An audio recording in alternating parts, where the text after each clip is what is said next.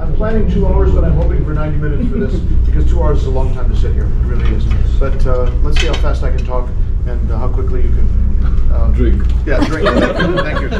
You're not going to get a lot of wine today. You're not really very much. It's going to be small quantity. There are 5 different wines we're tasting, well, we're waiting for this thing to warm up. I'll introduce them very quickly. Oh, thank you. Yeah, all of them. Yeah. Well, these are good choices. Thank you. Okay. So the first wine is going to be a Nobilo Sauvignon Blanc from New Zealand. Yeah. Yeah. This is it's a real character. The bar manager chose these wines because they're very characteristic of that grape, basically. So and Nobilo is not bad. Captain's favorite wine, right? So yeah. Okay. So we're going to start with that. That's the lightest wine we're going to have. Second one's going to be a Sexton Chardonnay. Good choice, by the way. That's six. I like six. Good six. Nice bottle of wine. Yeah. It's better than our house wine. A lot better than our house wine. Good. Okay. And then those are the 2 whites. The first red is the lightest red. It's an Acrobat Pinot Noir, Oregon. Yes. Yep. Not bad. And then a little bit heavier is this Ancient Peaks Merlot. And finally, the heaviest one is going to be this Hess Cabernet Sauvignon. So when you taste wines, you normally go from the lightest to the heaviest, and the driest to the sweetest, if possible, or the fruitiest. And that's generally what we're going to be doing here. So that gives you some idea what's going on. And what's that in the other bottle? Reserve. Yeah. This is a can of gas. Oh, the one to clean it. We're not going to be using this today. Oh, yeah. We'll talk about it though. I remember you talk about that. Okay. Good. Okay. Okay. Grab it back. Okay. Good. All right. So this is a presentation I've been doing on cruise ships for years for our guests, and it normally is 1 hour. Although I tried it in the past, it went 2 or 3 hours with all the tasting lots of wines and champagnes, which were really exciting. But it took like 4 or 5 hours. We just can't do that with guests or crew either. It was going to wear you out. So we kind of pare it down, make it a little shorter and a little bit easier to stomach. So the idea here is that generally for our guests, Westerners especially, they like to know inside information about wine so they can one-up their friends when they go to a cocktail party, and they can say things about wine that their friends don't know about, so they look really cool because they know about wine and their friends don't.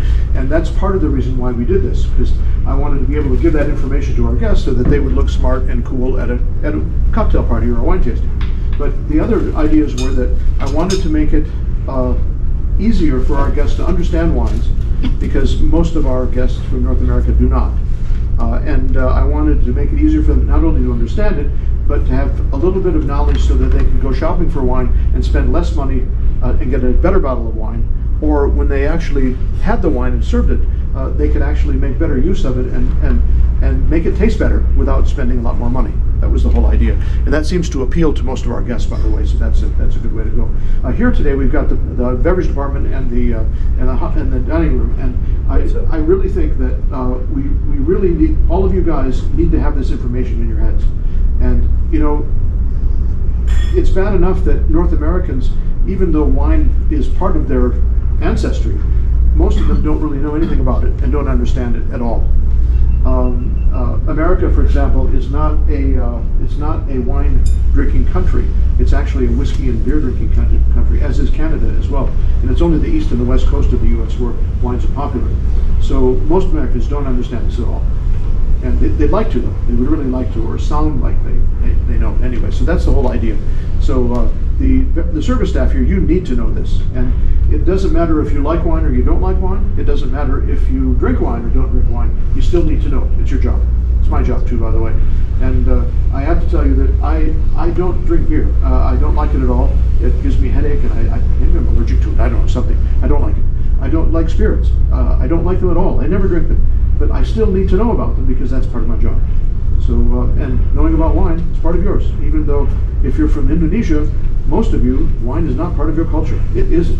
And I can't ask you to make it part of your culture. It's not. But you still need to know about it. Okay? So that's the basic idea. Okay. And then I do have printed notes. Everything that I'm going to talk about today and all the things you're going to see on this screen are here. And I have a copy for each one of you if you like. Or I can email the files to you digitally, or both, up to you. So I'll have those at the end. So, okay? Ready? Okay. So it says 1 hour because that's what we do with the guests. It'll be a little bit longer here today, I'm guessing. Make sure this works. Yeah, there it is. Okay. Now, I have a degree in winemaking. I went to the University of California at Davis, California, a long time ago, and I learned how to be a winemaker and got a degree. And I discovered really early on that making wine is not nearly as much fun as drinking wine. So I decided I didn't want to be a winemaker. And I worked in some wineries a little bit, had a little bit of fun, but it's a lot more fun to talk about it and drink it. So that's what I like to do. But some of the things that I remember, only a few, I'm going to give you right now. And this one is the least interesting. And this is the formula to make wine. So C6H12O6, which is fructose, fruit sugar, plus H2O water, plus catalyst, which is yeast. When you mix those together, you get CH2H5OH, which is ethyl alcohol, plus CO2, plus heat. Is that simple? That's how you make wine. Obviously, it's more complicated than that to make a good wine, but you can do it just with that. So basically, you need fruit sugar, water, and yeast, and you get alcohol, carbon dioxide, which bubbles up, and heat comes off as well. So when you go to a winery, when you watch the vats of grape juice that are fermenting, they're bubbling. Looks like they're boiling. They're not. It's the CO2 that's coming out. And of course, if we didn't let it out, it would be sparkling wine, right? So, but we let it go, so it's not sparkling. Okay. This is what we're going to talk about today, because that's really how wine happens.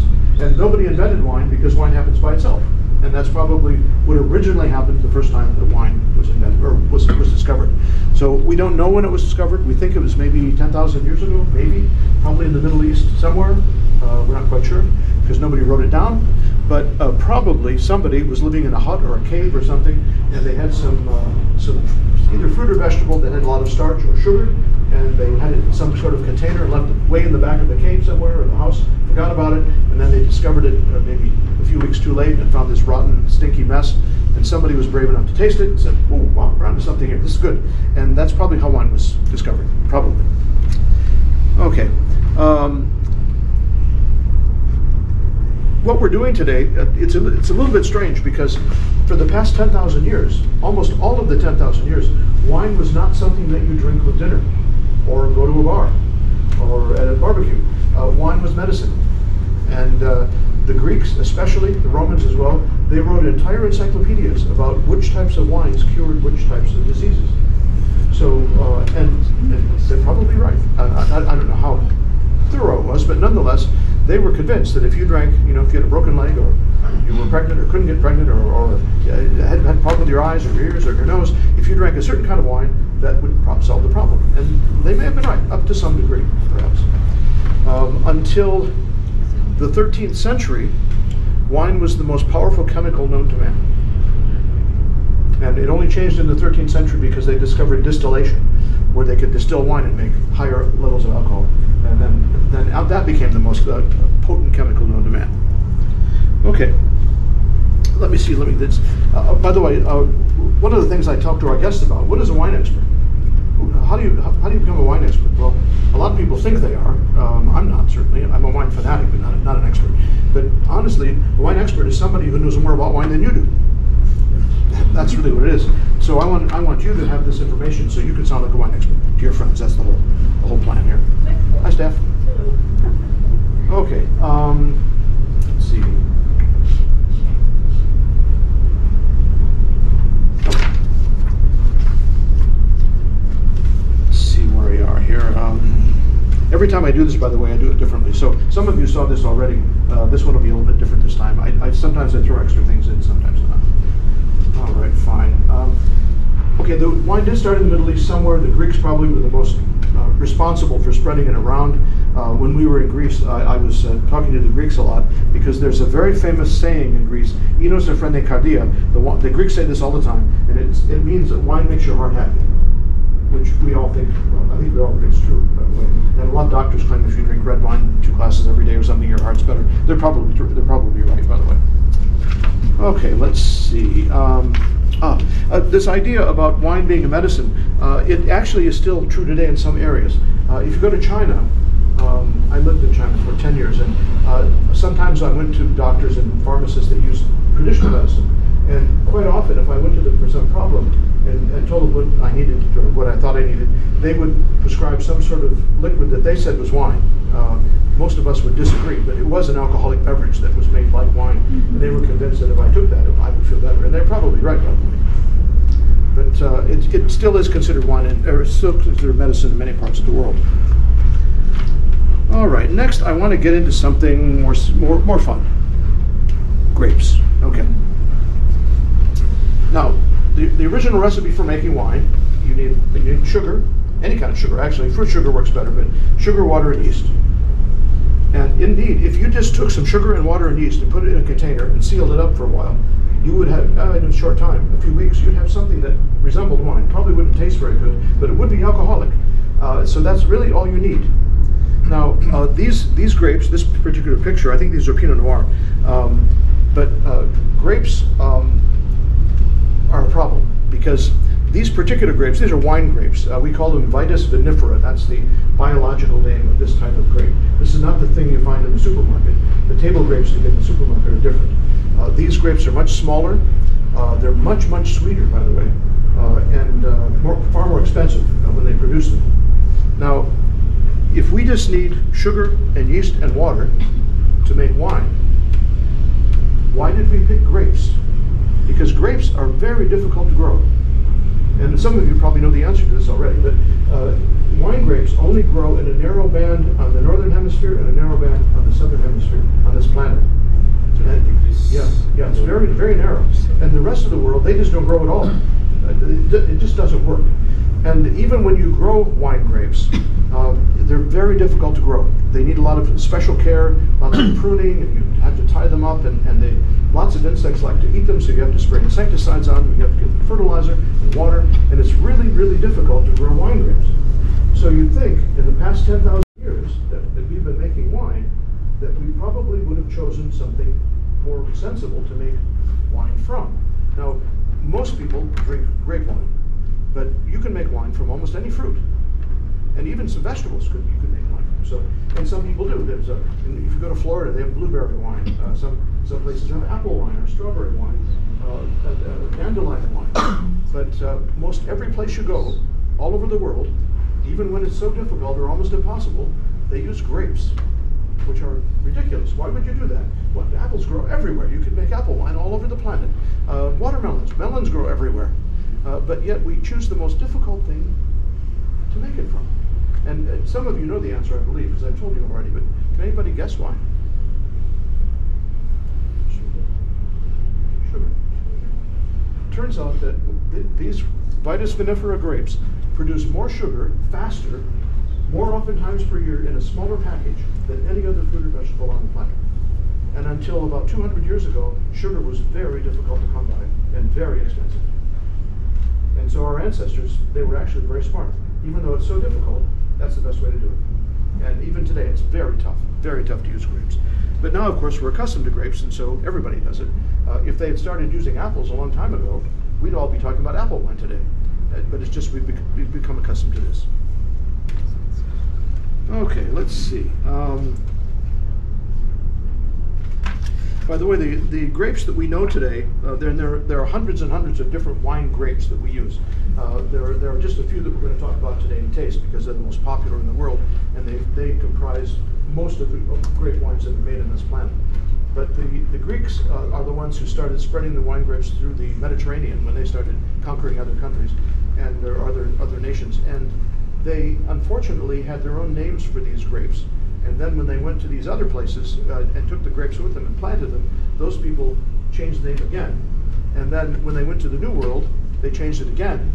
And so now, even though the grapes in Greece and the Middle East are the same ones that we use to make these wines, they have completely different names, and they've lost track of which ones were which. So they're all related somehow, but nobody quite understands how, and it's a bit of a problem. So when we were in Greece a few months ago, I was drinking a lot of Zino Mavro, which I think is the same as Zinfandel, I think. but I could be wrong because nobody's quite sure. But it did confuse things a lot. And we're going to address the confusion a little bit today and see if we can sort it out. Okay, next, let's see. I want to talk about, no, I don't want to talk about that. There we go. All right, so let's talk about how we perceive wine. Now, when I went to, I think I was in junior high school in America, when I learned about the tongue. How does the tongue work? And it turns out, probably all of you at some point in school had something like this, where some teacher told you that your tongue can taste 4 different things: sweet, sour, salt, and bitter. And then in recent years, we've changed that story a little bit because in Japan we have umami, is another flavor, that's number 5, which is a richness, a lushness that was always around, but nobody really thought about it until the Japanese brought it up. So now we have 5, we have umami. And then in China, they claim there's another thing on your tongue that's spicy. And some people agree and some people don't. So in theory, at least, there are 6 things that our tongues can taste. And that's not necessarily a good idea because wine has hundreds of thousands of different flavors that can be perceived. But our tongues, in theory, can only taste 6 of them. The bad news is that most wine doesn't have any salt, it doesn't have any umami, and it doesn't have any spice, which then leaves us with bitter, sour, and sweet, which is pretty limited. When you have 10,000 flavors of wine and you can only taste 3, that's a really big problem. So the solution for all of this is that really what we taste is almost always what we smell. Our tongues are just stupid, quite frankly, and most of what we taste is coming through your nose. When I was a child and my mother would give me some medicine that I had to take that was very bitter or sour, what did I do? Hold my nose. Because if you hold your nose, you can't taste anything, because your nose is the one that controls really what you're tasting. Mostly. You can still taste some things, but very, very little. So for today's exercise here, we need to think that almost everything that we taste is really what we smell. Really, really important. And that's why you see wine fanatics like me always swirling the glass and always putting it up to our nose all the time, because that's where it's at.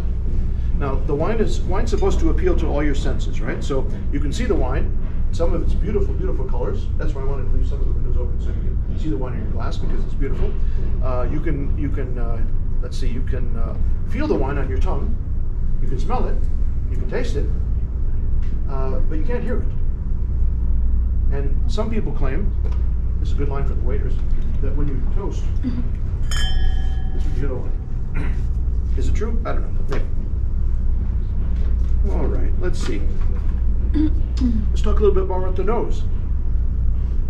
I learned not too long ago that our noses can smell more than 1 million different smells.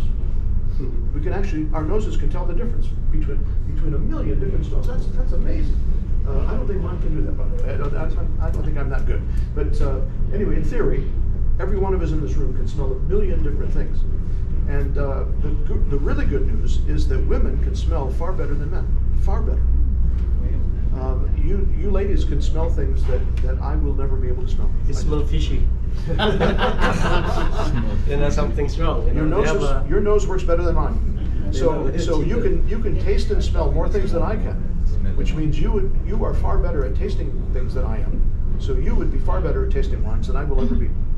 So congratulations. I also learned that every human, in theory at least, every human can remember.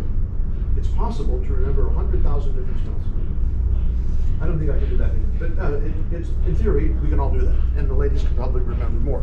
And that's really, really important. It's some things that we're going to talk about in a few minutes, okay? All right, now, next.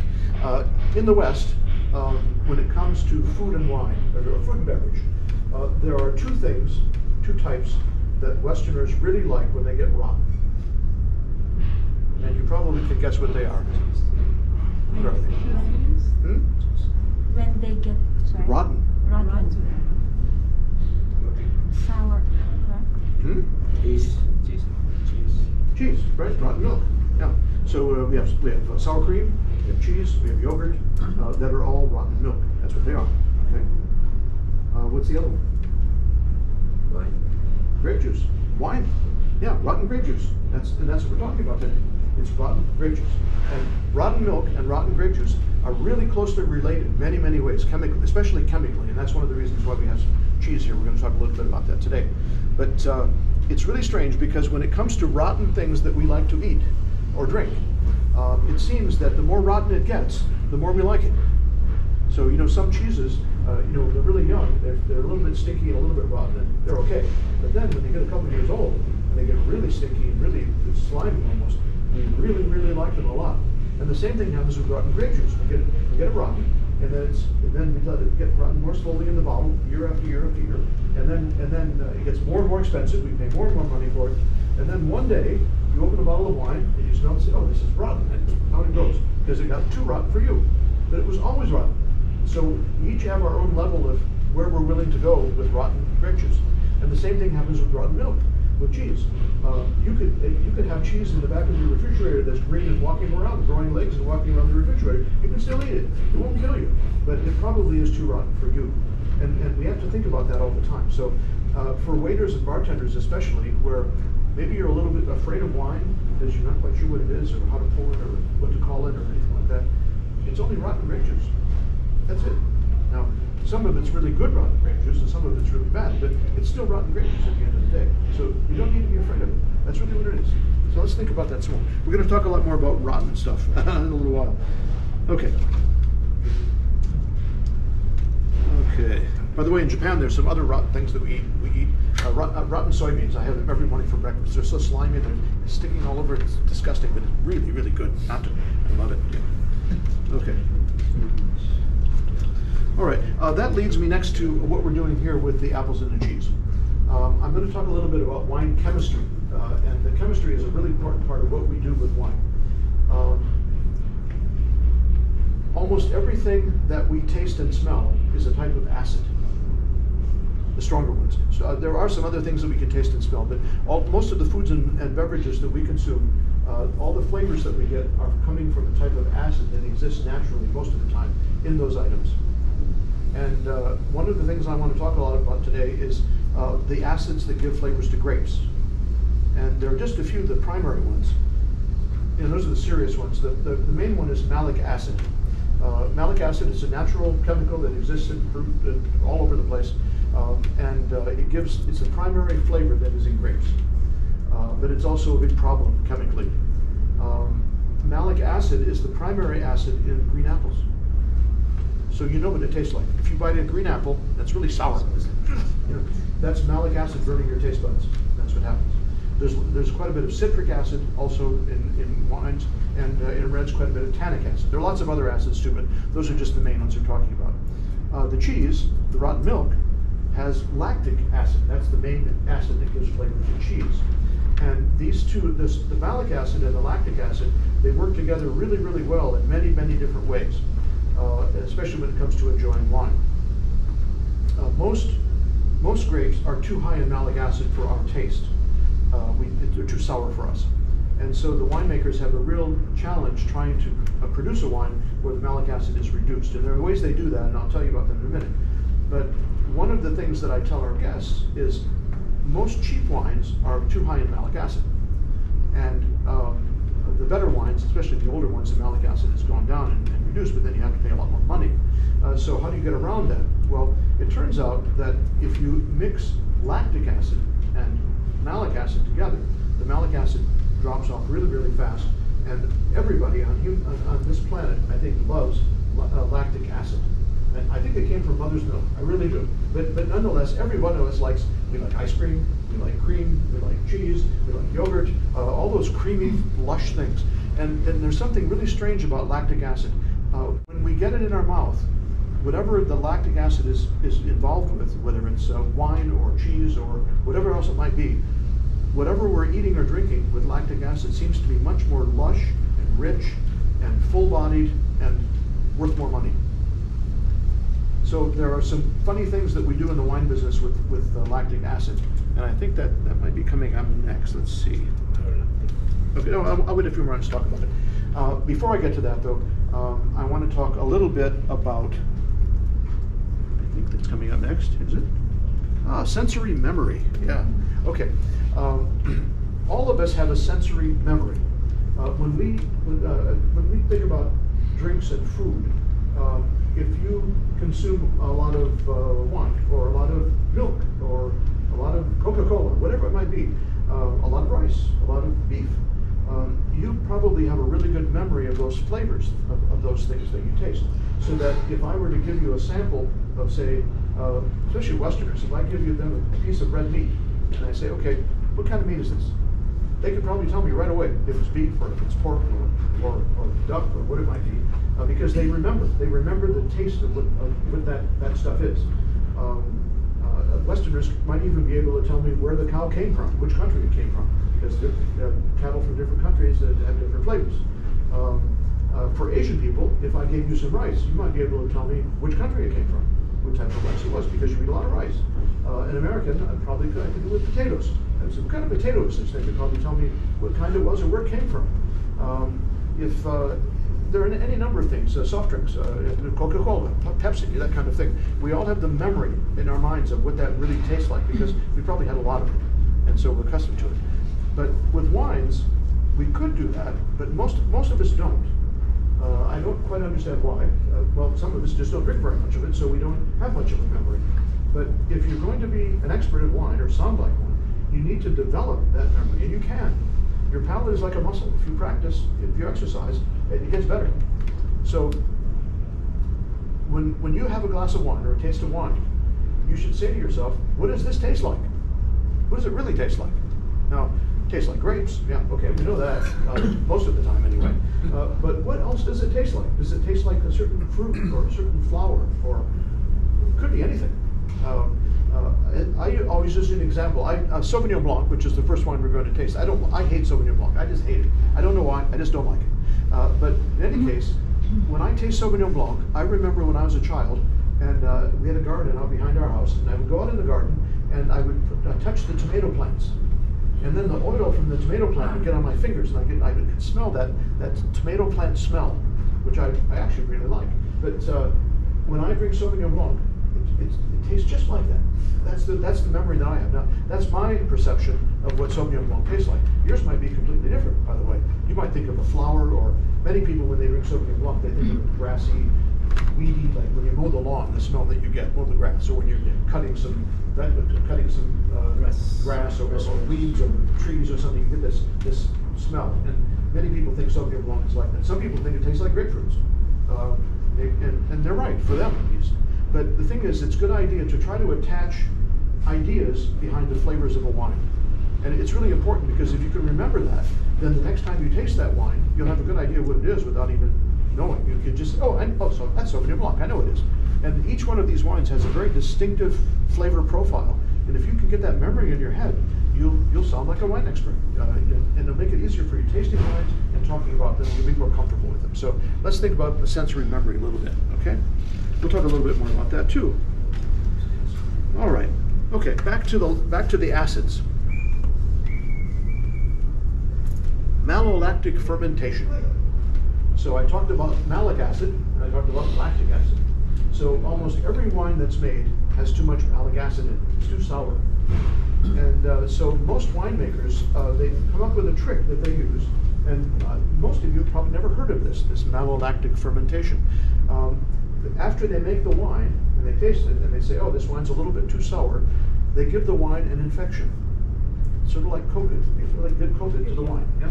And this infection, it makes a second fermentation of the wine, but it doesn't create any more alcohol. But what it does do is it changes the chemistry of the wine, and it changes some of the malic acid into lactic acid. So suddenly this high level of sour malic acid drops way down, and the amount of lactic acid goes way up, which means the wine tastes more full and lush and flavorful and worth more money. Almost all red wines good red wines undergo malolactic fermentation. But the lactic acid that gives the flavor to butter and cheese and milk, the flavor doesn't really come through in red wines very much, because there are too many other flavors going on there, so it's kind of hidden. But when they do it with white wines, it really comes through. The bad news is it costs money. It costs money to do malolactic fermentation. You have to make the wine a second time. So because of that, the winemaker has to charge more money for it to make a profit. Now, Unfortunately, Sauvignon Blanc wines and grapes are considered to be sort of low end, so they're usually cheaper wines. And so people just don't want to pay as much most of the time for Sauvignon Blanc. As a result, the winemakers won't give it a malolactic fermentation because they'll lose money, they'll go out of business. So they have to just make a straight wine. And as a result, this Sauvignon Blanc tends to be really acidic. Usually people think it's quite high acid, and it is. But Chardonnays are different. People pay more money for Chardonnay. We don't know how that got started, but as a result, many winemakers, including this one, Sexton, they do malolactic fermentation.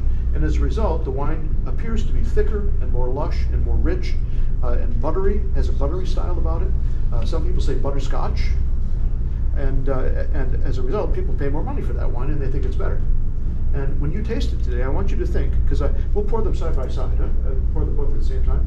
And I want you to think, because the Chardonnay will seem to be thicker on your tongue. It's not. They're both exactly the same. It just seems thicker because it has a lot of lactic acid in it. Just like milk seems thicker than water, even though it really isn't most of the time. Milk is 96% water. It's almost the same. So milk seems a lot thicker and richer on your tongue because it's filled with lactic acid. So you're going to see that. Why don't we do that? Why don't we pour those wines? Can we do that? Okay. It'll take a few minutes, and I'll keep talking. Okay. Oh, yes, no, it's okay. Oh, take a picture. Just the bottles, yeah. Yeah, sure. Go ahead. Anyway, people who want to sound like wine experts, they love to talk about allolactic fermentation, and especially with Chardonnay, and they say, oh, this one has a lot of mallow. That makes you sound really trendy and hip, but nonetheless, it is a really important issue when it comes to white wines especially, and especially Chardonnays. And if you like that buttery taste, that butterscotch flavor that you get with a lot of big, so-called big Chardonnays, you'll be really impressed that it's there, and that's what you're tasting. It's that secondary that infection that the guy gave the wine. Now, when we taste the wine, by the way, what I'd like you to do is please don't finish it. Drink most of it. We'll finish it at the end. But I want you to see what happens about the wine getting more rotten, just sitting in the glass over here. In an hour's time, it will get far more rotten if you just leave it there. So just take little sips, taste it a little bit, and before you taste it, though, what I'd like to do, this is something we don't do with our guests. The first wine, which is the Sauvignon Blanc, which does not have malolactic fermentation, what I'd like you to do, before you taste it, I'd like you to bite into this green apple. Just eat a little bit of the apple, or just taste the apple a little bit, and then take a little sip of this wine. And as I said, I don't know if I told you, the wine business, when we try to sell wine, I was in the wine business for a while in California. When you try to sell wine or buy wine, we say sell on cheese, buy on apples. So if I want to sell some wine to you that may or may not be the best, and I want you to think it's really good, I might offer you a big piece of cheese first and say, here, eat this, and now try the wine. Well, because of all that load of lactic acid you're getting from the cheese, the wine is going to taste far better really than it is. And you might want to buy it. But if you want to be really clever, you might want to bite into an apple first before you taste the wine, because then what's going to happen is that when you bite into the apple and get that load of malic acid in your mouth, then all the malic acid in the wine is going to go. It's going to be sharp and bitter and sour, and you're going to say, "Oh, this is terrible." But you can see it gives you a good example here about how we want to relate food and wine together, chemically. But if you're going to do a wine tasting, for example, you probably don't want to be serving apples. In fact, if you want to be really smart, if you don't want to spend a lot of money on a wine tasting, you should buy some cheaper wines and just serve a lot of cheese next to them, because it'll taste a lot better instead of spending a lot of money on the wine. So think about it. Okay? But what I'd like you to do, have a little taste of the apple, and then try this, the first wine, the Sauvignon Blanc, and then have a little taste of the cheese and try the Sauvignon Blanc, and you'll see a really big difference. But try to leave a little bit in the bottom of the glass just to see what happens over the next hour. And you can see also the color difference. Thank you. Yes, the color. It's more golden. In fact, I think that's the next thing. Color punya belas lain. Yeah, yeah. Yes, the color is black. What's missing? Lighter one. Sauvignon Blanc lighter Lighter one. color is the Sauvignon Blanc. And Sauvignon Yeah, that Blanc one. has this very different taste.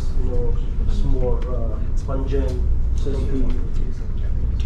Yeah. Green tomato glass. So everybody has their. All set? Yeah. Okay, good.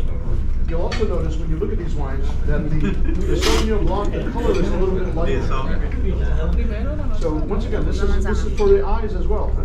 So when you look at this wine, the Sauvignon Blanc is a lighter color than the Chardonnay. Chardonnay has more of a golden color to it. So it's very easy to know when you're Easy drinking. to tell the difference, huh? The difference. Very different smells. Very. This one smells really Okay, now the Chardonnay, you'll notice when you get around to tasting that, there's no rush on this. The Chardonnay is a darker color, and you'll notice that when you get the Chardonnay in your mouth, after you put the Sauvignon Blanc in your mouth, it seems thicker. And it only seems thicker because there's lactic acid in the Chardonnay and there isn't lactic acid in the Sauvignon Blanc. The only reason, it just seems thicker. There's another thing that's going on here, and that is this thing right here, this French oak barrel. This is Limousin oak from France. The best white wines in the world tend to be aged in Limousin oak. And that barrel, which holds about 50 gallons, so maybe, what, 200 liters, something like that? That barrel costs $1,000. And the idea is, and our ancestors learned this a long, long time ago, that if you put a fermenting grape juice in there that's getting rotten, when you put it in there, and as the alcohol is developing, the alcohol soaks into the wood on the inside, and it melts the oak oil from the wood, and it pulls the oak oil out into the wine. And oak oil is a really good preservative. That's what housewives like to rub on their furniture, on their wooden furniture. It makes it nice and shiny, and it preserves it for a long time. Oak oil also preserves grape juice and wine. So the more oak oil you put in the wine, the longer it's going to stay alive. It'll rot more slowly, basically. Right? But it also gives it a nice color. Oak oil has a nice golden color to it, and that's one of the reasons why this Chardonnay has a little bit of a gold color to it. Now, there's a problem with these barrels because you can only use them so many times, because every time when you put a fresh batch of wine in there and it pulls more of the oak oil out, after you do this maybe 10 times, there's none left. The oak oil is all deep in the wood, and the alcohol can't get to it anymore. So then the winemaker has a big problem because he paid $1,000 for that barrel, and of course that raises the price of the wine that he's aged in it. But then he has to choose whether he's going to throw the barrel away or give it away, or possibly try to salvage it.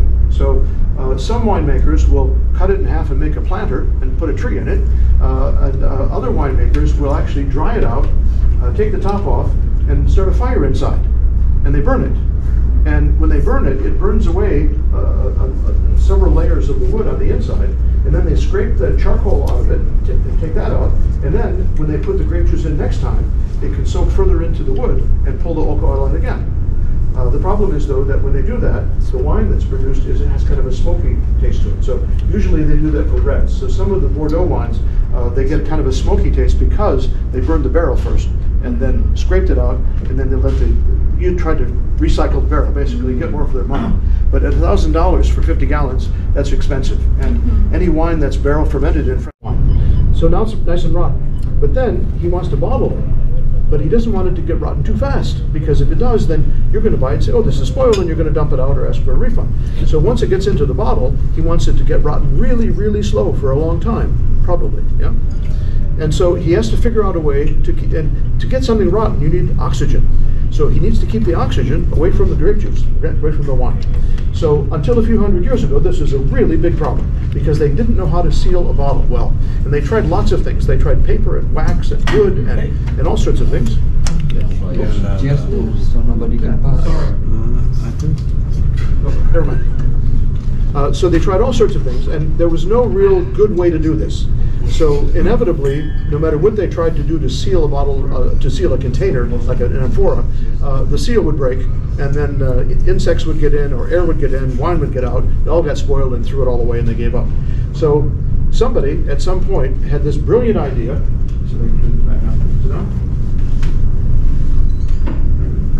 Somebody had this brilliant idea about maybe 500 or 600 years ago, and they produced glass bottles that were relatively good, and they said, listen, let's find a way to seal these things. And they said, somebody said, you know, they have these cork trees in Portugal. Really, it's a really, really thick skin on the tree, and what we'd like to do is we're going to cut some pieces out of this cork bark, and we're going to make it round and then jam it into the end of these containers and see how that works. and it worked really, really well. They were shocked, in fact, how well it worked. It was kind of dumb luck. So let's see if this goes on in a minute. Yeah, it will. So anyway, the corks worked surprisingly well, and they kept the air out and they kept the wine in most of the time, and the bottles worked out just fine. You'll notice that on a bottle of wine, most bottles of wine, if you have a chance to look, you'll notice, yeah, between the cork and the top of the wine, there's an airspace in there, and the French call it ullage. And the idea was that there was enough oxygen in here that would interact with the wine to get it more rotten very, very slowly over a long period of time. And nobody could quite figure out that that tiny, tiny amount of oxygen didn't seem to be enough to get all of this wine rotten. And they were right, it wasn't enough, but it seemed to work out anyway somehow, and they were pretty happy about it. So they kept doing it. But over time, they ran into some problems. 500 or 600 years ago, most people kept bottles of wine for quite a long time before they drank them. So maybe for 10 years, 20 years before the wine was really drinkable, before it was rotten enough for them. And they didn't quite understand how it worked, but it worked out just fine, and they did it.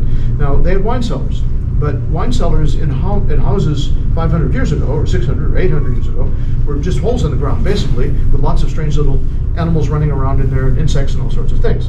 So they had a problem with that, because the insects, it turns out, really like to make homes inside the corks. Nice and dry and safe in there, so the insect would make a hole into the cork and live there, which was okay until they got to the other end of the cork, because then when they got to the other end, the air would go in, the insect went in, the air went in, the wine went out, and it was all spoiled, so it didn't work. So then they had to come up with a way to keep the insects from getting into the corks. So they had some ideas. They tried a lot of things. Most of them didn't work. Tried wax and paper and all sorts of things, wrapping them. But what they did find, they didn't have a lot of technology, say 600, 700 years ago. But what they did discover is that they could melt lead, because lead melts at a relatively high temperature, or low temperature. So even over a fire, you can melt lead. And then when it's liquid, you pour it onto a flat surface, let it cool, and then once it's cool, you can use your hand and just shape it over the end of the bottle. And the insects couldn't get through the lead to get into the corks. And that worked out really, really well for a really long time, until about 100 years ago. And it was all fine. What we discovered in the last century is that a number of things happened that nobody was aware of.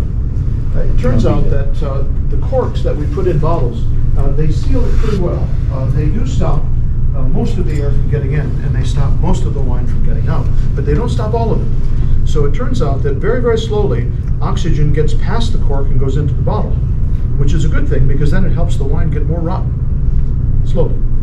And at the same rate that the oxygen is going in, some of the alcohol is evaporating out. And that solved a problem, because everybody was asking, you know, there are many, many elements in this bottle that are getting more rotten, and we want them to get rotten at the same rate so that they come into a nice balance. So we have oak, we have fruit, we have acid, alcohol, sugar. We want them all to get rotten at the same rate. But alcohol doesn't get rotten. In fact, alcohol stops things from getting rotten. It's a preservative. So they couldn't understand how the alcohol went down at the same rate that all the other things were getting rotten. And it turns out the alcohol was evaporating. They didn't know it. But the bad news is that when alcohol was evaporating past the cork and came in contact with the lead covering on the end of the bottle, it creates a deadly poison called lead oxide. And it was killing people who drank a lot of wine, but it was making a lot of people sick. So until about 100 years ago, the French especially were using lead capsules here. And whenever you opened an old bottle of red wine, there was all this white powder around the end. And that was the lead oxide, that's poison. And there's hardly any left anymore, because most of those bottles have been consumed. But we got into the habit of wiping the ends of bottles, because it was a problem just to get the poison off. But it's a good idea to wipe the end of the bottle anyway when you open it, because other things are growing there. It turns out that a wine cork, you know, when we take this piece of tree skin and make it into a round piece and then jam it in there, we have to make it sterile. So we put it in bleach and all sorts of weird chemicals to kill everything that's growing in this cork bark. And then we jam it into the end of the bottle, and it's really tightly compressed, so that it's very difficult for bacteria to grow on here. But on the wet end of the cork, inside the bottle, there is some bacteria that likes to eat wine. but it can't grow very much because there's not much oxygen there, so it's sort of dormant. But on the other end of the cork, we have penicillin. For some reason, penicillin likes to grow on the end of corks. And most of us are allergic to penicillin at one point or another. Most of us not too serious to do. But if you go to a wine tasting, I used to do wine tastings where we taste maybe 1,000 wines, and you're opening cork after cork after cork, and when you do that, you start sneezing because the penicillin spores are getting up your nose, and it's a weird thing. It doesn't hurt you, by the way, probably good for you. But anyway, it's a strange thing to know about this kind of thing. In any case, corks did pretty well for a really long time, and then we figured out how they finally work. The air leaks in very, very slowly, the alcohol gets out very, very slowly, and the wine gets more rotten very, very slowly. Although it works great. And now we have plastic and aluminum and paper and all, or no seal at all on the outside because most of our wine cellars don't have insects crawling around and we don't care anymore, so it's all fine. So that works great. But now we're having a problem because corks are getting more and more expensive because the world is producing and drinking more and more and more wine really fast. And so the Portuguese aren't planting the trees fast enough, they're not growing fast enough, so now we're killing all the trees because they're taking the skin off too many times. So now a good wine cork, a Bordeaux cork, which is very long, costs about $4 US. That's how much the winemaker has to pay. So if he has a nice bottle of wine and he already had to pay $4 only for the cork that you're about to throw away, then he's got a big problem. It's hard to make a profit. So he has to come up with a better way to seal the bottle. So there are some other things that we're using these days that actually work better. So here are the old corks that we've been using for a long time, and now we have something called a Celu cork over here. This cork, it looks like a cork, sort of. It feels kind of like plastic. It's really cellulose, which is a vegetable fiber. It's a natural fiber, but it feels like plastic. And this cork actually costs almost nothing to produce. It does a better job than a real cork. You don't have to sterilize it because there's nothing growing on it. And when you put it in a bottle, it makes an absolute seal. No air gets in, no alcohol gets out, which means that the wine ages twice as slowly, which is a good thing for many wines, especially New World wines that don't really last very long anyway. So many people are using those these days, which is a great way to go. And then here's some of the capsules, by the way, that are now made from aluminum or some other materials, not lead. But the other thing we're using now is a screw cap, and it's not very romantic. It's not so exciting. Having a romantic dinner and the way it comes up and unscrews it. It just doesn't work so well. But no class. But nonetheless, it turns out that the best way to close a bottle of wine is a screw cap.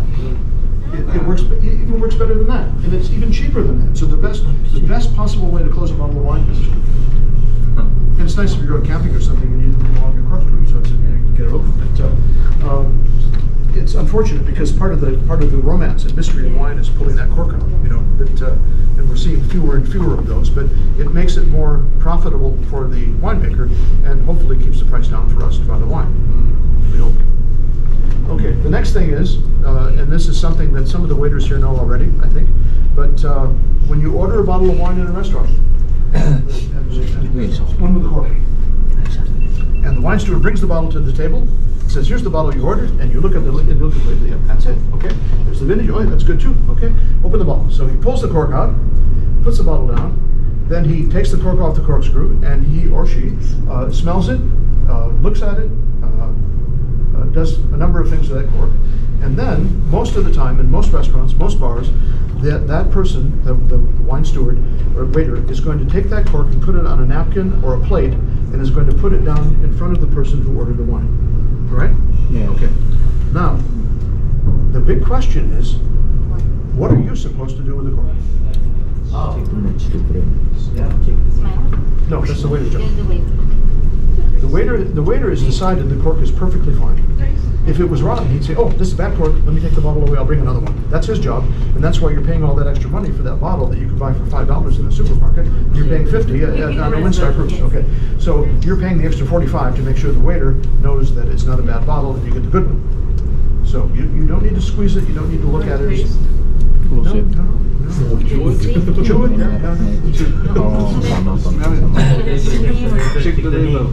Yeah, you check the label, yeah. The name on the cork has to match the name on the label. there's a lot of counterfeit wine, and it's really easy to get a label. You can go to any winery; they'll give you hundreds if you want, or just go on your computer and just make them. Take it off the internet, just print them out, and you buy a $5 bottle of wine, and you get a $100 wine label and paste it over the top, and then you sell it for $100, and you make $95 profit. Nice, huh? But it's really difficult to counterfeit cork. Might work. Almost impossible. It's not worth the trouble, so they won't do it. So and how much counterfeit wine is there? Not very much, not really. But that's the only reason for the person who bought the wine. That's the only thing you need to do with the cork, because after that it's garbage, or souvenir if you want. But hardly anybody knows that. Most waiters don't know it. Most wine stewards don't know it. And you really impress your friends if you tell them. Or you can play a game in a restaurant with a waiter who doesn't know it and make it look stupid. But most waiters, if you say, why did you give me the cork? They'll say, because my boss told me to. That's what I'm supposed to do. Well, yes, you are, but he doesn't know why. And maybe his boss doesn't either, by the way. But our guys do. And now when the guests ask them, they'll say, oh, I know why I did that. Yeah, sure. You give me the cork. I don't eat cork. Also with the screw top. Yeah, sorry. I don't eat it. Why you give me the Okay, let's see. But in James, it's like if you decided to actually, I know that you just said that you're not supposed to smell, but you do because you doubt the waiter. Is that perceived as a big root or no? No, not really. I mean, I do it anyway, just because that's kind of part of the game. But, today, by the way, worldwide, in every case of wine in the world, on the average, one bottle is bad because of the cork. It's just the quality of corks has gone way, way down because they're harvesting the skin of the tree. They're taking it too fast, and it's killing the tree and it's making the quality go down. So every 12 bottles, one bottle is spoiled because the cork is bad. It's either leaking or has bacteria or something in it. So it's really too bad. When you have cellular corks and screw caps, you don't have that problem. So all 12 bottles are good. So you save a lot of wine if you don't use corks. I still like corks. So when you open the wine and you see that the cork on the top is White. Already? wet already, so it means Well, it's hard to say. It's hard to say. Right? Yeah, I mean, you really need. I mean, if the cork is suspect, because some bottles of wine, the cork is really strange, and you think, oh man, this is awful. And then you taste it, the wine's great. And you think, how did that happen? I don't know. After like an hour of breathing or something. Yeah, sure. Who knows? Who knows? By the way, I'm glad you mentioned breathing. We're going to talk a little bit more about it in a minute, but one of the things that happens in restaurants that's a huge mistake is when the guest orders a bottle of wine, usually red, by the way, and says, I want you to open it, I'm coming at the restaurant at 7, I want you to open it at 4, and then leave it open on the table so it can breathe. Well, that doesn't work, because the only air is right there. All this wine down here isn't breathing. It's only the air, the wine right there. So you can leave it for a week on the table. It's not going to change. So you're just wasting your time.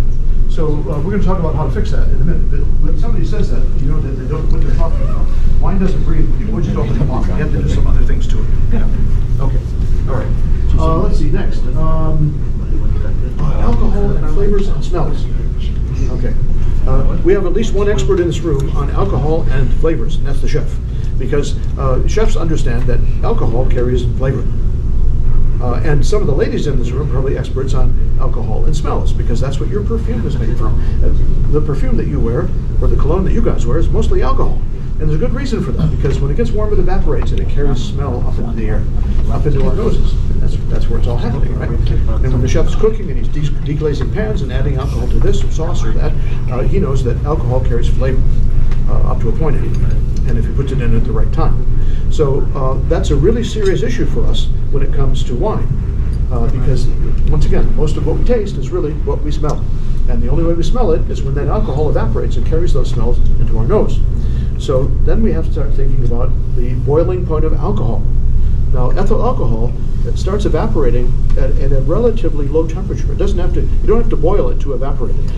Ethyl alcohol evaporates quite quickly at room temperature, actually, and body temperature, obviously, because when you go to a disco, ladies wearing perfume, you start dancing, you're getting warmed up, and all the great smells in the air. It smells really good. Yeah. So that's how wine works. It's really the same way that it works. Okay. So now we need to talk about the temperature of wine, which is usually served at the wrong temperature. Now, this wine that we had here was pretty cool, not bad, pretty good temperature actually.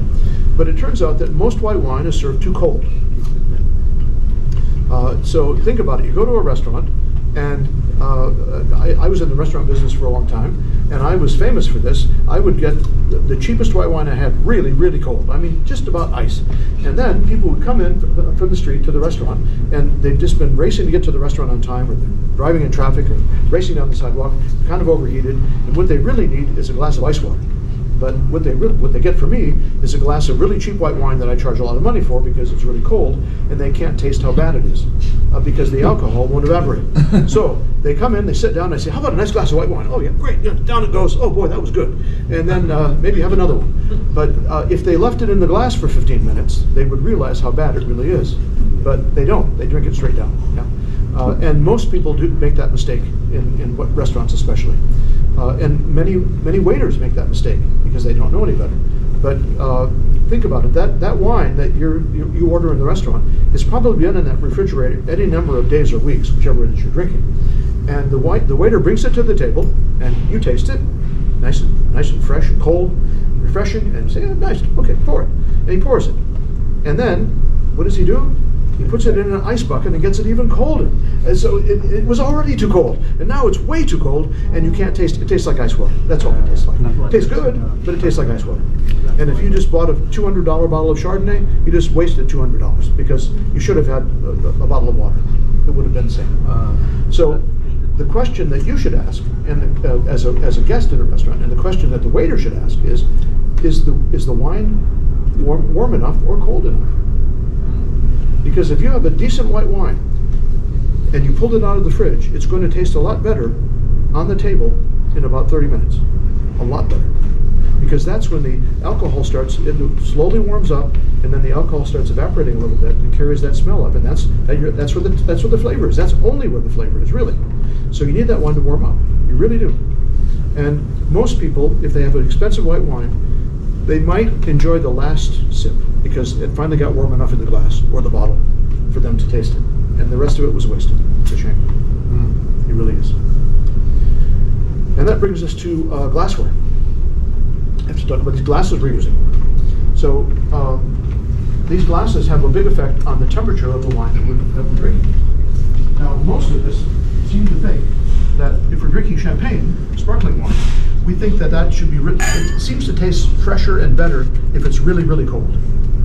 And, most champagne, when it warms up a little bit, it gets kind of a dirty, earthy flavor that usually isn't very good. So as a result, we want the champagne to be really, really cold. And that's fine. You lose some of the flavor in that respect, especially with the cheaper ones, the bigger ones too. But nonetheless, most of us think a champagne should be served in something like this.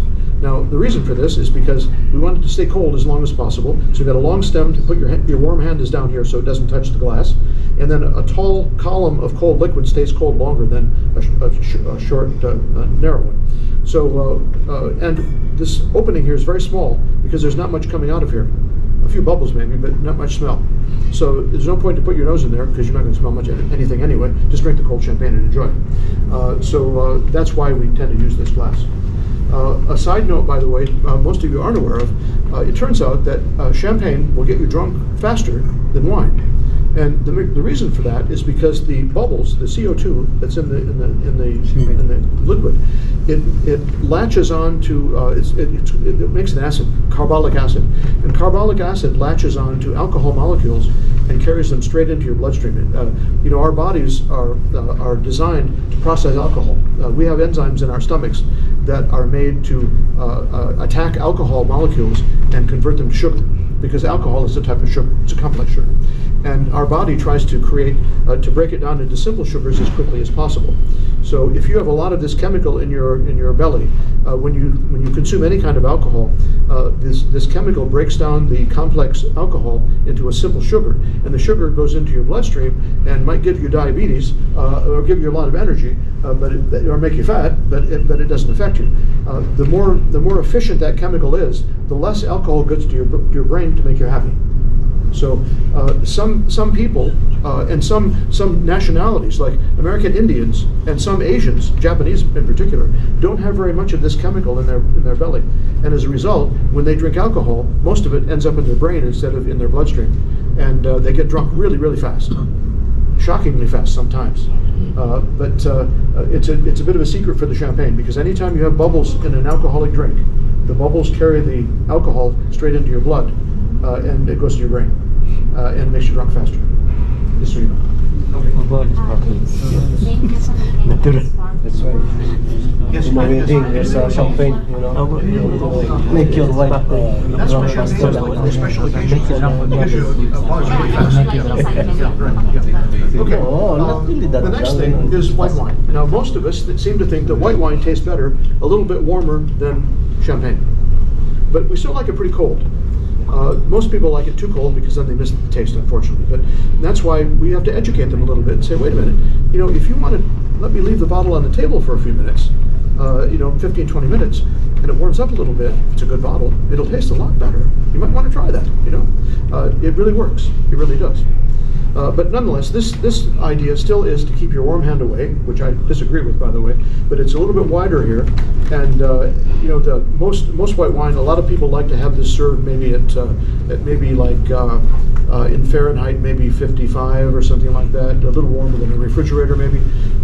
So it'd be about 12, 13 Celsius, and they seem to think it tastes better that way. Actually, if it's a nice white wine, it's a lot better if it's a lot warmer, maybe around 18, 20. The wine tastes much, much better. So there's a couple of things you can do. Aside from leaving it out on the table to warm up, put it in a bigger glass and put your hand like that and warm it up fast. It'll taste a lot better. Now, if it's a lousy wine, if it's a cheap wine, it's going to taste worse when it gets warm. So Make it more cold. yeah, if you're drinking cheap wine, get it very cold. But otherwise, if it's a decent white wine, like the Chardonnay that you have here, that's a pretty good Chardonnay. Warm it up. Warm it up. It'll taste a lot better. And if you put it in a bigger glass, it warms up even faster.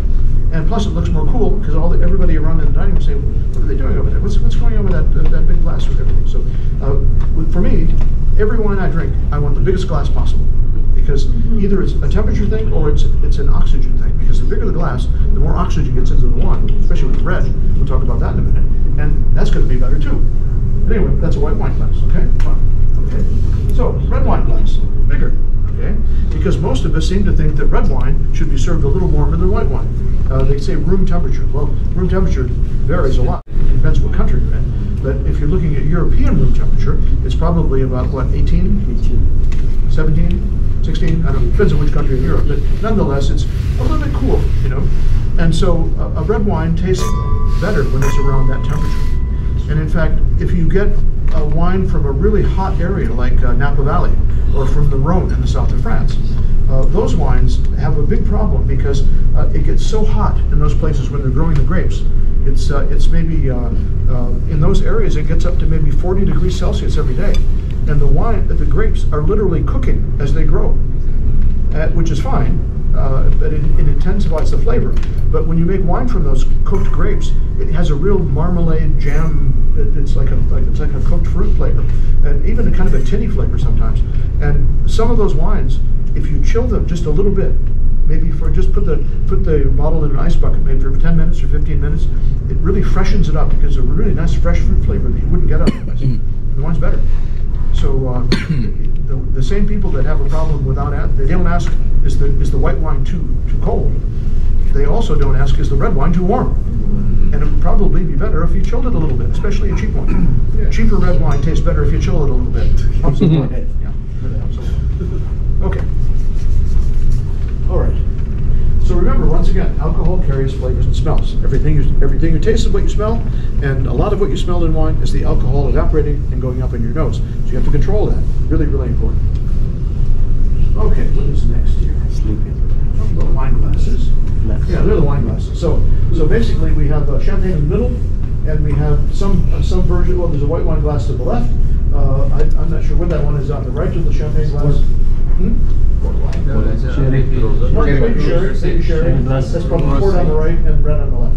But the bigger the wine glass, especially if the wine's warming up, you get a big bowl and it starts to warm. The alcohol starts to evaporate. It concentrates in that bowl, and then when you put it up against your face, your nose goes straight in, and it goes right up your nose. And that's what you're getting for your money right there. So the bigger the wine glass, the better the wine tastes. If it's a good wine. If it's a bad wine, the worse it tastes. So think about that. Okay. All right. Okay. Okay. some of you, most of you have seen this probably, huh? Appellation d'origine contrôlée. Okay, yeah, it's also called AOC, or sometimes we just leave out the middle word and say appellation contrôlée. Okay, this sort of translates as the origin of the name controlled. Yeah, and most people don't understand how this really works. This started in France 800 years ago. And my ancestors are from France. My mother's family is from Alsace, and my father's family is from Bordeaux, so opposite ends of the country. And 800 years ago in France, this actually started in Roquefort, where they make cheese, blue cheese. Roquefort cheese is famous in France, and it's quite expensive. And the people in Roquefort had a huge problem 800 years ago because there were people in other areas of France and in Italy and in Spain who were making blue cheese and labeling it as Roquefort. And because you could get more money if it said Roquefort on the label. So no matter where it came from, they called it Roquefort so they could sell it for more money. Now there were two problems. Number one, their reputation as cheesemakers was going down because people were buying all this fake Roquefort cheese. And also they were losing money because all those other guys were selling it and getting the money for themselves rather than they got it. So they said, wait a minute, we have to control this. We have to stop this. So we have to figure out a way to control the quality and the name and all the selling of Roquefort cheese. So they came up with all these rules and regulations for Roquefort cheese, and the kind of milk it had to be made from, and how long you had to age it, and what kind of bacteria you put into the cheese to make it, and the temperatures you had it at. And there were hundreds and hundreds of rules that was so difficult that the only people that could follow the rules were the people in Roquefort, and nobody else could manage. So they got all their money back, and their reputation went up, and everything was fine. Now that worked out just great. And so it worked out so well that the French winemaker said, hold on, we've got the same problem, because we're making these wonderful French wines, but these people in Italy and Switzerland and Germany and Spain and Portugal are making other wines that they're copying our names, and they're taking our money away and hurting our reputation. So we have to do something about this. So they said, let's apply this to wines as well. And they did. And that was 800 years ago. And let's look at France. Yeah, there's France. Okay. And we should do the red wines. Should we do the reds? Okay, let's pour those while we're talking. Okay. Okay, so here's France. So the main wine regions are Burgundy right here, going north and south here on the Rhone River. I've got Champagne up by Paris. You've got Alsace, my mother's family over there. With my father's family down here in Bordeaux. You have the Loire Valley right in here where all the castles are. And then you have the Rhone is southern Burgundy. That's where the heavier reds are. And then the cheaper wines are coming from the southwest, from Languedoc and from Provence. Yeah, let's see. Yeah, let's do it. Yeah, for the three reds. So Pinot Noir, Merlot, Cab. Yeah. And hold off on tasting this for a few minutes. Okay. So these for the last 800 years have been the primary wine regions of France. Okay. So the winemakers said, okay, we have a problem here because other people in other parts are producing wines that are inferior, but they're claiming that they come from our areas and they're making us look bad and they're taking all of our money. So what are we going to do about this? Well, they came up with the same ideas that the Roquefort people came up with, except it applied to wines. And there were hundreds and hundreds of rules and regulations that they came up with.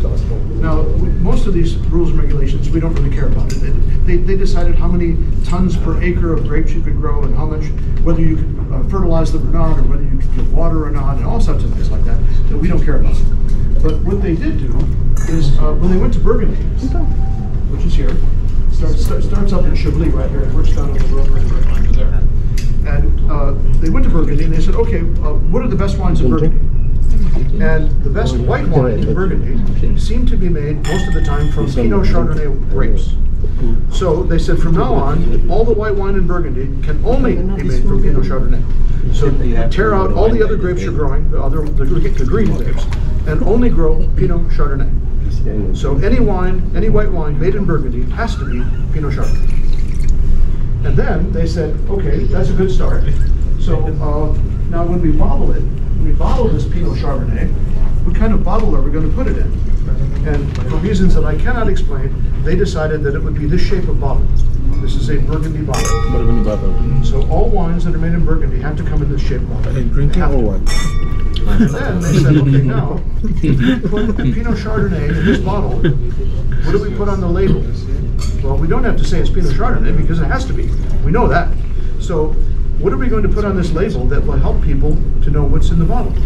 And because they know it's from Burgundy, they know it's a Pinot Chardonnay. So on the label, we're going to put which part of Burgundy it came from. Because northern Burgundy shows up, it's got cold, it snows up there in the wintertime. And the soil is very rocky and flinty and has very different weather. And as a result, the wine is very different up there than it is in middle Burgundy or southern Burgundy. So they said from now on, whenever you have any wine made in Burgundy, you have to put on the label the place where it was made in Burgundy. So that gives us a better idea of whether it was a warm area, a cold area, very rich soil, lots of rain, or very stony soil with no rain at all, because it's going to affect the wine, and that'll give us an idea of what the flavor is going to be. So since we know where these places are in Burgundy, and if you tell us where it came from, then we know what kind of wine is in the bottle. We know it's Burgundy, we know it's Chardonnay, and then we know which part of Burgundy it came from. And it worked out really, really well. So as a result, even today in France, that's the law. It has to be done that way. It has to be. And that's every bottle of wine is that way. So when you see a French wine in this bottle, you know it came from Burgundy most of the time. And you can look at the name and say, oh, it came from this part of Burgundy. It came from Chambly up north, or it came from Macron in the middle. And gives you a good idea of the style of the wine. And if you get some information and some memory of what those places are like, you have a good idea of what this wine's going to taste like before you buy it. They did the same thing with reds. They went through Burgundy again and said, okay, what are the best red wines made in Burgundy? And they discovered that it was Pinot Noir. Pinot Noir is a cousin of Pinot Chardonnay, and that's the first red you're going to taste here. Okay, the lighter one. So they said, okay, in Burgundy, let's tear out all of the other grapes. They made a few exceptions, but most of the time, they can only make red wine from Pinot Noir. And they said you have to use the same bottle. You have to use a Burgundy bottle. So once again, now you've got a Burgundy bottle. You've got a red wine in there. So it's going to be Pinot Noir. Has to be. And you're going to put the name of the place that it came from. Because then you know where in Burgundy it came from, whether it was hot or cold, or rich soil, or stony soil, or lots of rain, or no rain at all. It gives you a better idea of what this wine is going to taste like. Okay. That worked out pretty well. And the first wine, and if you want to, have a taste of the first red. That's the lighter one closest to you probably. And you need to think, what does this taste like? What does this wine taste like? Pinot Noir? Pinot Noir. Tastes like grapes. Okay. What else does it taste like? What does it taste like? Sweet. Berries. It tastes like berries. Huh? Sweet big cherries, berries, or the town where that little wine is made. Okay. Now there's a little bit of difference because when wines are named in Burgundy, the estate wines, if they were made in one location, in English we say estate bottle on the estate of the winery. The French name for estate in Burgundy is domain. So it's domain this or domain that. In Bordeaux it's a little different. An estate is called a chateau, which also means castle. But in Bordeaux, the wine is Chateau this or Chateau that, which is really the name of the winery that it was made at, or the name of the town that it was made at. It's one or the other. Okay. So, the white wine, the very first one you had, Sauvignon Blanc, and that's the white wine of Bordeaux.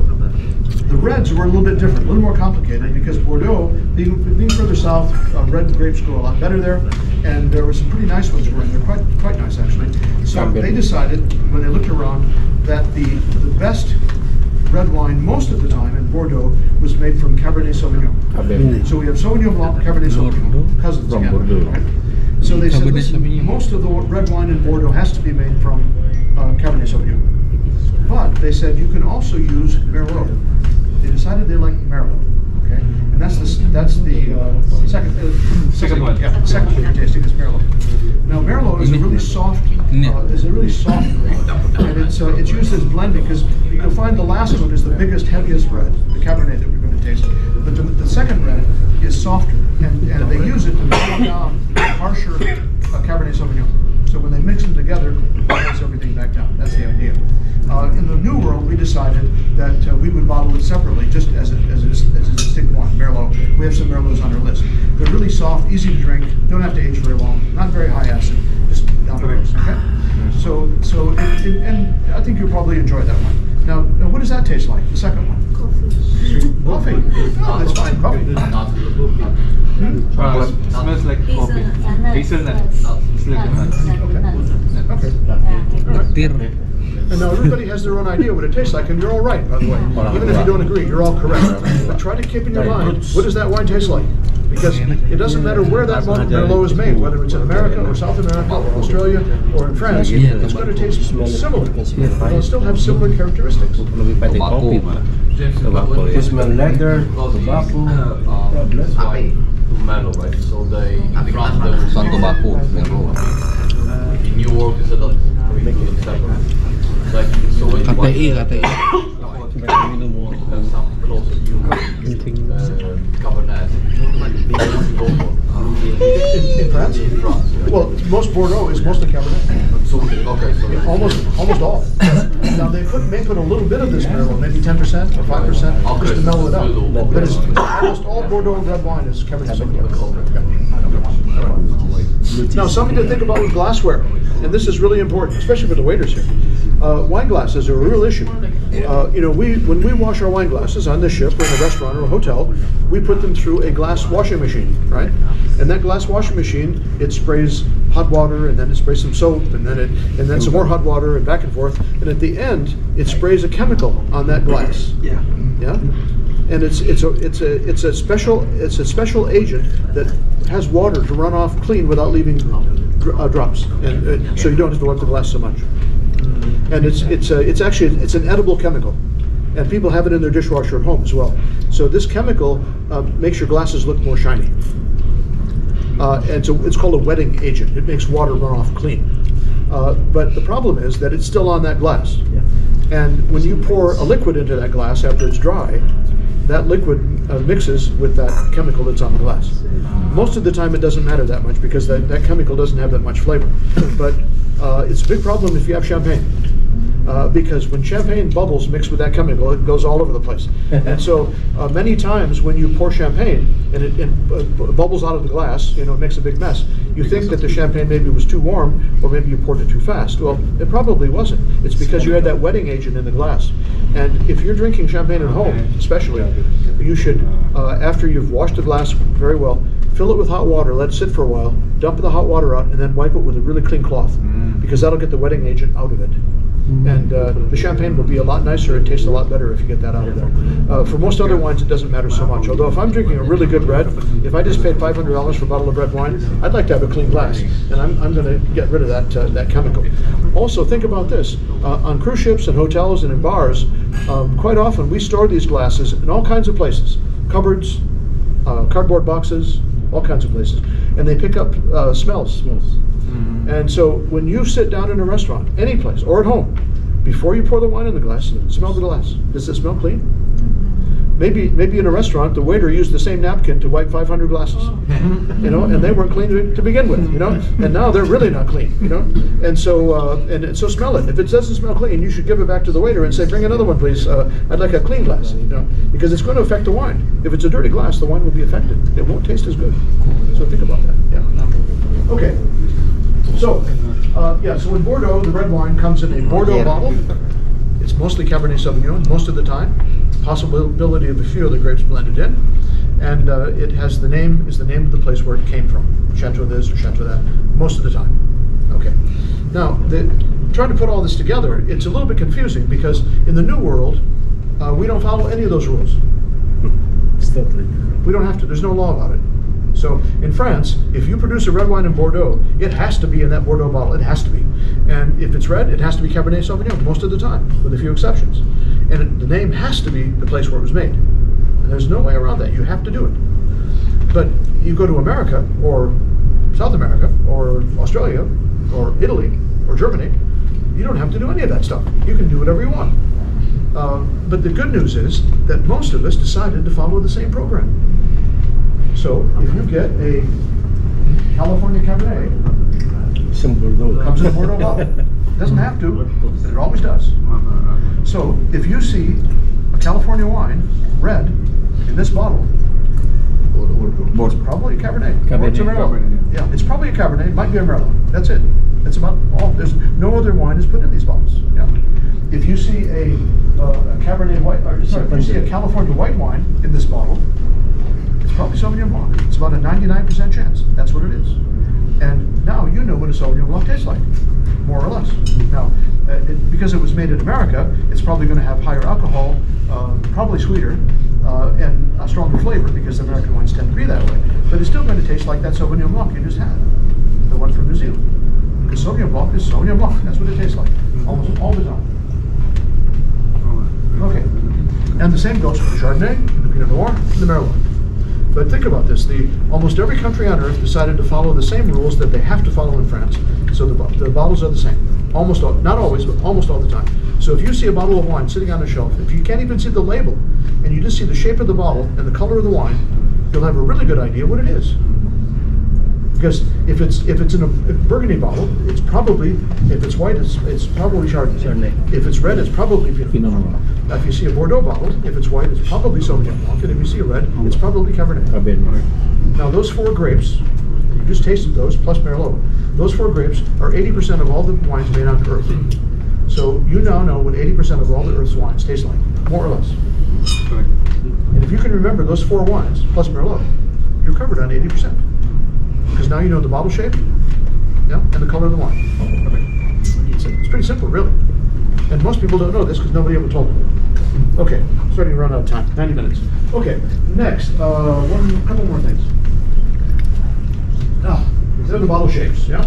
So the Bordeaux bottle on the left, there's the Burgundy bottle in the center, and that bottle on the right is it's a German-style bottle. A lot of German wines come in that. Riesling. Yes, but it's also Alsace. Alsace, which is just on the border of Germany. Alsace wines come in that bottle, but so do German wines. Half bottle. Okay? But don't even worry too much about the bottle on the right. Just remember the middle one and the left one. Bordeaux on the left and Burgundy in the center. And that covers you on most of the wines on this planet, if you can just remember those bottle shapes. High sugar, low sugar. All right, let's see.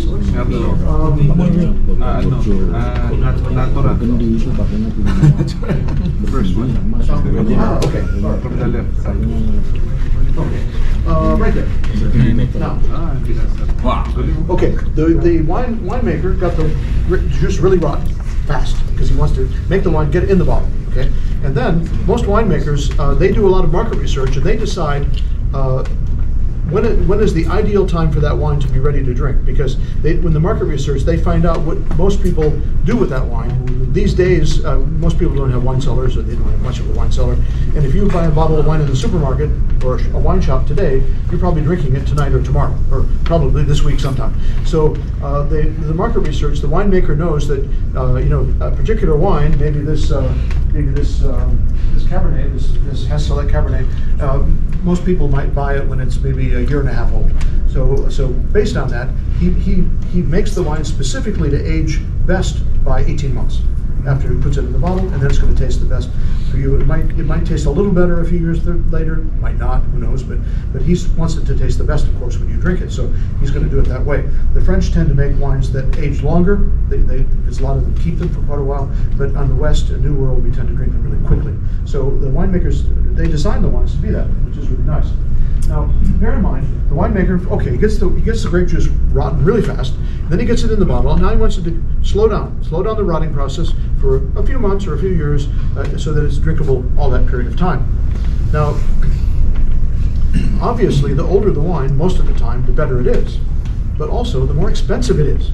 So now we have a problem because, I would love to drink 20, 30, 40-year-old bottles of wine, but I'm too cheap. I won't do it. I can't afford it anyway. So how do you get a wine to age faster, get it rotten faster once you're ready to drink it? And one of the ways is this breathing idea, which doesn't work on a bottle, but it really works in that. Because to get something rotten, you need a lot of oxygen, as much as possible. And that's why you see Bien swirling his glass around, because when you get some wine in a glass and you start swirling it around like that, it's more and more oxygen is getting into it. And that's why wine fanatics like him or me do this all the time. It's kind of stupid, really, because it's kind of overdo it. But the thing is, this looks cool too. So, but you keep doing this, round, and yes, it does age more faster. It really does. Okay, but this is the best way to do it. So the idea is that you want as much oxygen touching as much wine as possible for quickly. So these decanters, we have one over here. No, not the same one. Should be close. Okay. These decanters are not very expensive. I don't know, $10 or $15, something like that. Yeah? And the original use of these was not this idea. Until about 50 or 60 years ago, most wine was not filtered before it went into the bottle. So a wine it makes a lot of sediment at the bottom when it's aging, even for a short time. So if you don't filter it first and you put it in the bottle, and then it sits in the bottle for 6 months, the bottom of the bottle has maybe about 10 centimeters of mud in the bottom that's settled out from the wine. And you can't drink that. It's nasty. It gets stuck in your teeth. It's gritty. It's bitter. And so you don't want that. So until about 50 years ago, any wine that was aged at all, you could only drink about 75% of it, and the rest you had to throw away because it was undrinkable. But the only way you could really make it work is if you had one of these, and then you would open it, you leave the bottle sitting for a very, very long time so that all this mud went to the bottom completely. And then you would open it very, very carefully, keeping the mud at the bottom, and then you'd pick it up very, very easily, and then you had a candle right here, and you'd tip up the bottle like this, and you'd look down through the neck of the bottle as the wine came out and went inside here. And you could see, at some point, the sediment, it was like a pollution in the stream, starts running up to the neck of the bottle, and then as soon as it got there, you tip it back up, and then you keep all the muck in the bottom here, and all the clean wine was in there. And then you would drink from this, and then maybe, if you're cheap like me, you'd get a coffee filter and put it through there, and you could drink this too, but it didn't taste very good. This wasn't very good. But you had the clean wine in here, and that was great. But now we don't do that anymore because we filter all the wine, and it's not necessary. So we forget about that part. But we still have these. So what you do with this is you just open the bottle, and you just upend it straight in here, and glug, glug, glug, and in it goes. And these decanters will hold about 2 bottles worth of wine, if you want them to, but we don't. We only want it half full, up to here, right up to this. We only want to fill it up to about here, because then all this area is touching oxygen. And even better, you swirl it around like this a lot. And the wine is swirling around, the oxygen is mixing in, and so this wine, especially red, whites it doesn't work so well, but the red wine that you put in here, if you swirl it around and let it sit maybe for a couple hours, swirl it a few more times, you can age the wine maybe 5 or 10 years, depends on the wine. It will be 5 or 10 years older than it was when you poured it. And it's 10 times better, but you didn't pay any more money except the $15 you paid for this thing. You get a much, much better deal. And some people don't even believe this, but I've done many times where I pour some wine in the glass and say, okay, taste it now, and then keep that glass, and then leave the rest in here, wait 30 minutes, we'll compare it. This one's always better, always. It really, really works. So for $15, you get a really good deal. You can use this forever. Now, if you buy one of these, and especially with the red wine, these are really hard to clean. Really hard. They have special brushes, and you could be there for hours. In the old days, we used to put crushed ice and salt in here, and then we swirl it around, and the salt would grind against the glass, take away the red stain from the wine, which works reasonably well. But today, we use a Denture Cleanser. You go to a pharmacy, and people have false teeth. They have the little tablets, and you put them in water and they bubble. Or you fill this with water and drop a couple of those in there, and it's like Alka-Seltzer, and it's just clean as a whistle. I mean, you just let it sit for a few hours, pour it out, clean, done. So it works really well. Yeah. Okay. Now, okay, now I'm still okay. We got the winemaker got the wine rotten. Got it in the bottle, then he slowed down the rotting process to let it age a little bit, okay? Then we get it out of the bottle, we want to speed up the process, get it rotten really, really fast. But what happens if you don't finish the bottle? Okay, now you got a problem, because now the wine's getting too rotten too fast. Yes. Now you have to slow back down again. Okay. It doesn't work. No. And they give those wine pumps, those don't work anymore. Drink it fast and finish. Don't waste your money, yeah. Just finish it. Yeah, that's the best advice. Finish the bottle. Okay. So you finished 2 bottles. Now you're on the 3rd one, and now you can't finish the 3rd one. Okay, problem. Okay. So what do you do? Well, if you have a half a bottle, you could pour it into a smaller bottle. Frozen. Yeah. Transfer. Or you can, let's see, you could, in the old days we used to use glass marbles, and we drop the marbles into the bottle and raise the level of the wine up to the top so all the air would go. But then you have to buy all those marbles, and then you have to clean them all later, so that's not much fun. But somebody mentioned freezing, and that's one of the things that we tell our guests. They're shocked. You can freeze wine really easily. Not a full bottle, because the cork will pop out, and don't freeze sparkling wine because it'll kill the champagne. But you can have a partial bottle of wine, put a rubber stopper, not a cork, but a rubber stopper in the bottle, put it in the freezer, and it will freeze solid. And it's as if you never opened it. And you can leave it there for a year if you want, and then thaw it back out, and it'll taste the same as the day you opened it. And even better, if you have several bottles, you can do wine tasting. You know, you can write some notes when you opened it or what it tasted like, and then you put it in the freezer, and then you pull them all out at the same time, make a wine tasting, which is really fun. So think about that. But our guests never think they can freeze wine, but you can. Freeze is great, no problem at all. There's one other thing that we can do, and I brought this with me from Japan. In most countries now, you can buy this thing, and it's okay to have it. Yeah, there it is. Yeah. It's called private preserve, and this is a gas. It's an inert gas. It's argon, CO2, and nitrogen inside, and it has a little spigot here that you can plug in, and you. Like this, yeah. Anyway, you put this in here, and then you take the open bottle and you squirt it a couple of times, and this gas is heavier than oxygen, so it sinks to the bottom of the bottle on top of the wine, and it makes a blanket on top of the wine, and the oxygen is kept away. So it's as if the bottle was never opened, and you can leave the bottle for a year if you want, and with a rubber stopper in it, and then you pull the stopper out and you pour it out. It's like it was never opened. No taste, no color. It doesn't change anything. And this gas is odorless. It's colorless. It doesn't react with anything. It's called inert. It doesn't react with any other thing on Earth. So it's perfectly safe. And in fact, feel it. This is a full can. I just bought it. It feels empty, but it's not. It's actually filled with gas. But this thing costs, in a good wine shop, this costs about $10 or $15 US. If you save one good bottle of wine, you got your money back. And this does 100 bottles. Wow. Now, I brought this on board because if a guest buys a really nice bottle of wine and they don't want to finish it, what better thing to do than to say, hey, we can fix that for you. We'll save it for tomorrow, but it's going to spoil a little bit by tomorrow unless we use that. And we're going to squirt some of that in there, and it's going to be just as good as it was today. Just cost you extra $5. Yeah, tip $5. But most of our guests have never heard of this, ever. But it really works. It also works with other things that spoil, like olive oil, or port, or cognac, because those things do spoil after a time. And anything that can oxidize, this will stop it.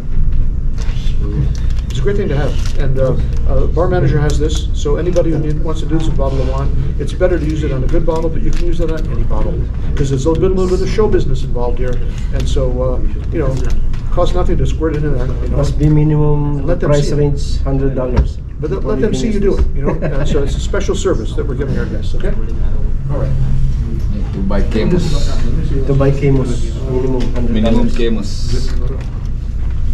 Opus 1. No, Natura, you use this. What was the best wine? What was the best wine we had here? Best wine. What was the best tasting wine? Merlot.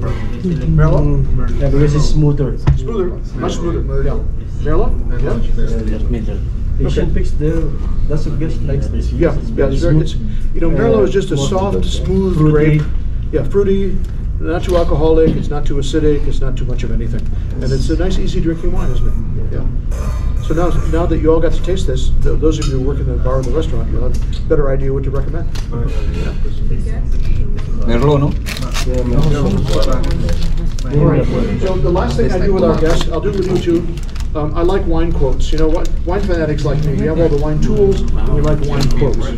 So this is a quote from a very famous champagne house. One of my favorite champagnes too. If you speak English, you call it Bollinger. If you speak German, you call it Bollinger. Yeah. And if you're French, it's Bollinger. Yeah. So a nice champagne, by the way. And Madame Lily Bollinger was the head of this company for about 30 years. And she was interviewed, she died in 1977. She was interviewed about wine. And she said, wine, I drink it when I'm happy and when I'm sad.